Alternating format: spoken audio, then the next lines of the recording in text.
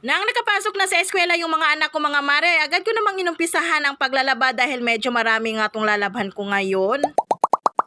Panibagong araw at panibagong video na naman ang ibabahagi ko sa inyo ngayon mga mare at walang iba kundi dito lang sa may bahay namin. As usual mga mare, nagumpisa ako sa pagbablog ay dito lang naman talaga sa bahay at kung ano ang gawain ng isang nanay ayun talaga ang ipapakita ko sa inyo. Kaya for today's video mga mare ay paglalaba at paglilinis dito sa may bahay ang gagawin ko nga ngayon. Maaga pa lang mga mare kagigising ko ay agad kong isinalang ang mga labahin ko doon sa may washing kila mama dahil wala pa naman kaming washing at nakikiwashing nga lang ako doon. Wala pa kasing budget mga mare pambili doon kaya pansamantalang doon muna kami nakikiwashing kila mama. Para habang nagwa-washing ako mga mare at umiikot ngayon ay naghahanda naman ako ng pagkain ng mga anak ko para sa eskwela. Yun ay kinaganda mga mare kung may washing ka dahil habang nagpapaikot ka ng mga damit ay pwedeng mong asikasuhin yung mga anak mo lalong lalo na sa umaga. Kaya habang nagpapaikot ako doon sa may washing kanina mga mare